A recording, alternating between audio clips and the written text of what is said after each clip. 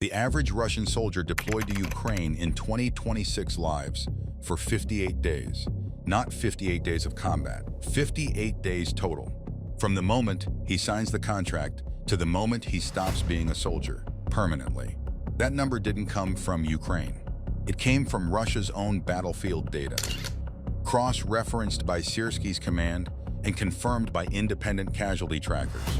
And when you understand what that number means structurally, emotionally, structurally, the picture of Russia's army stops looking like a military and starts looking like something else entirely. It looks like a machine eating itself.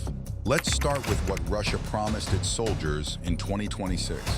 1 million rubles signing bonus, equipment, training, a professional army fighting a professional war.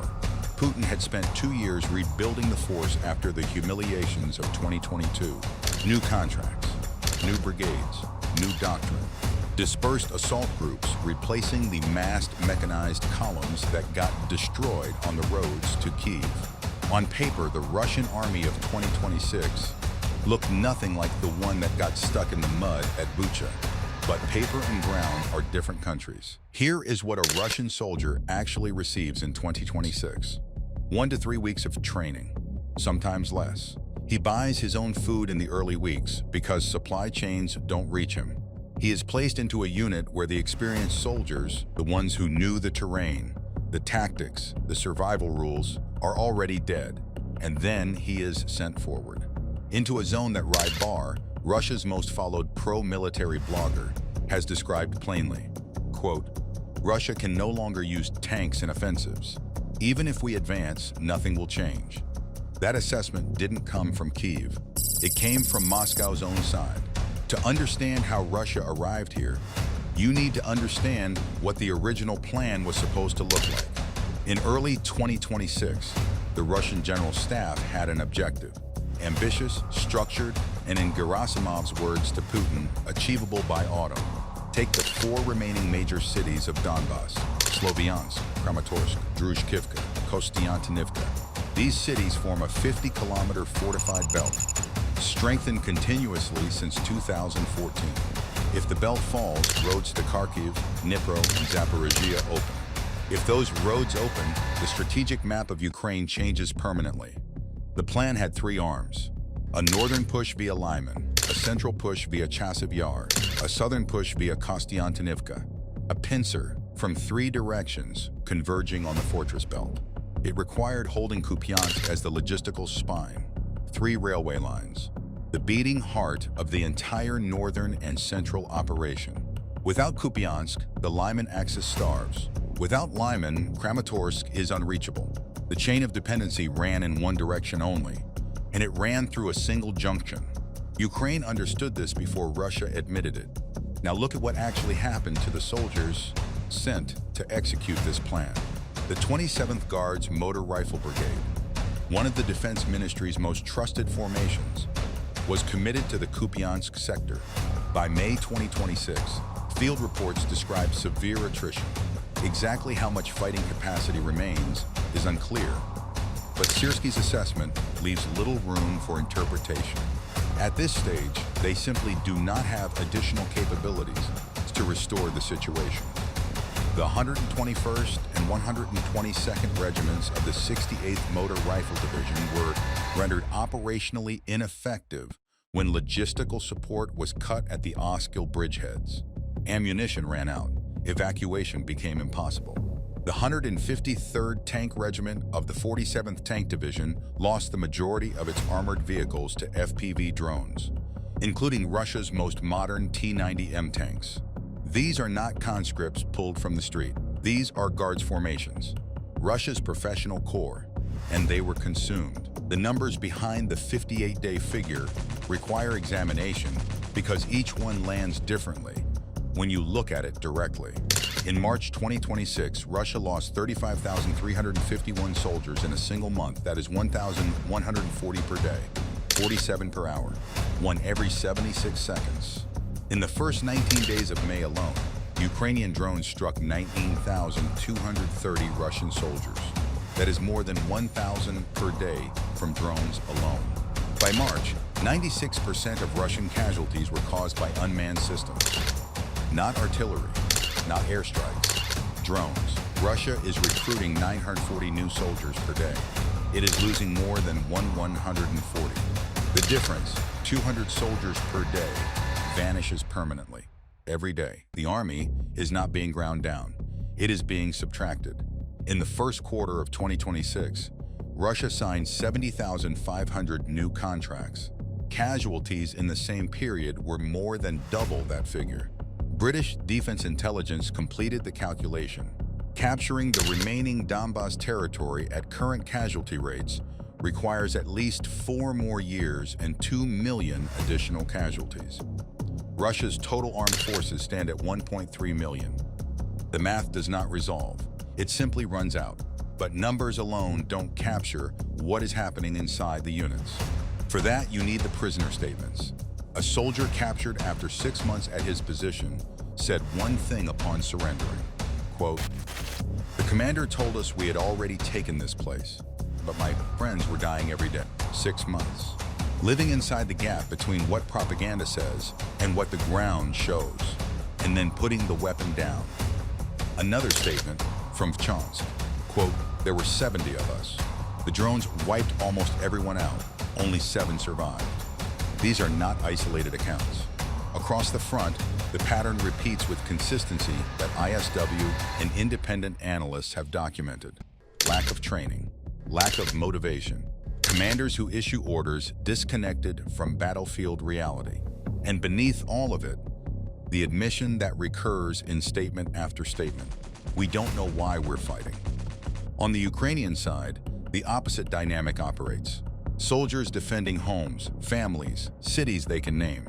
The Azov Regiment, 86 days of resistance in Mariupol in 2022, captivity restructuring, is now conducting drone patrols over Mariupol. The same unit. Back. That is not just military capability. That is a psychological message that travels across every front simultaneously.